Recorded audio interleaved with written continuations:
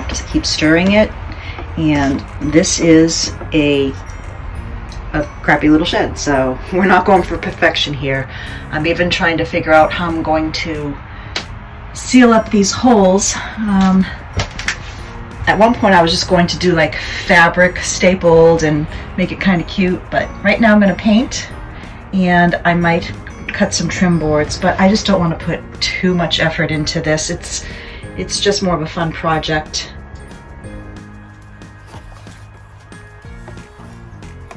Well, I'm kind of afraid to look. This is very tight quarters, so when I was back to this wall, I know I have a ponytail full of paint right now. What I decided to do was hang the leaf garland that I actually saved. I made it last year for the front of the house. You may have seen the video. I'll try to remember to link it above.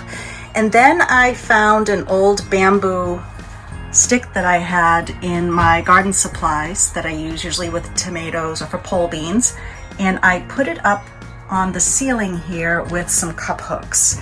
So I just put it on the ends, in the middle, and then the other end. So now I can officially at least start collecting some herbs. I'm going to hang them here. I'm going to put some of the smaller garden tools on the back here, like the old shovel and maybe my pitchfork, things that I can get to easily that I don't use a lot. And until we get the other shed, I'll put some of the larger items over here. And then, like I said earlier, I'll finish off the windows. I'll probably put some wood at one point to close up those holes. I'm now hanging up some of the tools, and for some of them I have extra long screws, such as for this pitchfork. Because of the curve to it, I want the tines to go in towards the wall versus out.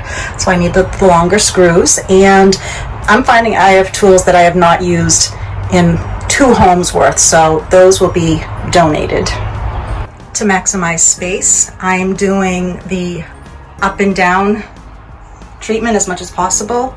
I do that also with my wine stem glasses so that I can fit more glasses on a shelf. It really helps out if you have limited space flipping things.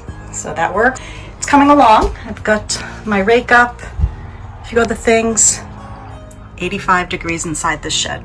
So I think it's time that I take a break, and maybe I will start collecting some herbs and tie them together and have some fun doing that.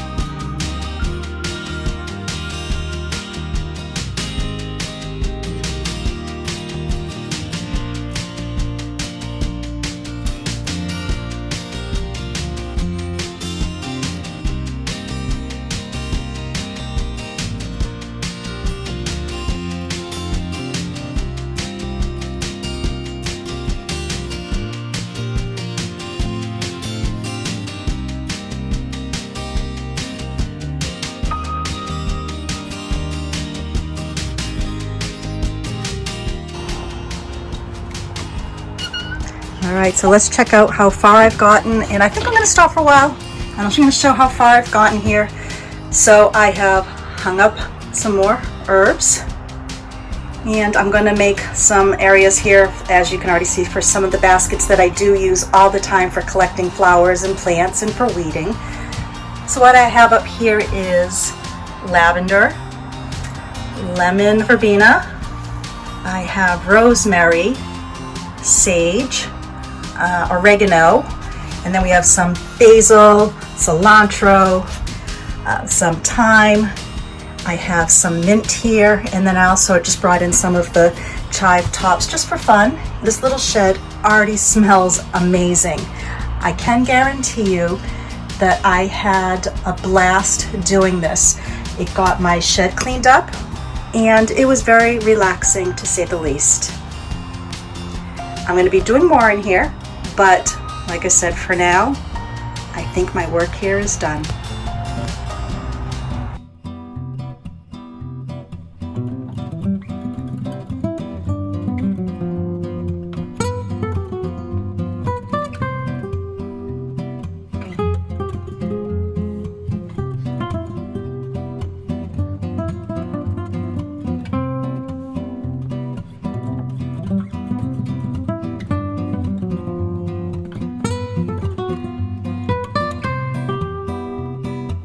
I haven't hung it yet, but I even have this feeder for chickens that I've brought from my childhood home, and I'll probably put it here on the wall and put some flowers or herbs in it as well. I think it's appropriate, since this was a chicken coop.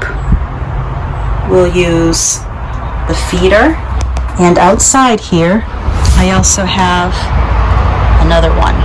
And like I said, these were from my childhood home. I don't know when they were used, what era, but it is kind of cool having those. And I'm gonna pan back down here. I'm gonna do something with the floor. I don't know what yet.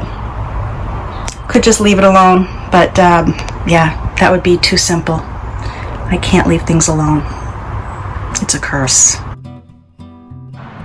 It's an old stool I picked up many years ago at a yard sale. I'm going to paint it green, and I'm noticing today, amongst spider webs and cobwebs, it was green originally. So we're gonna go back to what somebody painted it before. And that will also go in the coop.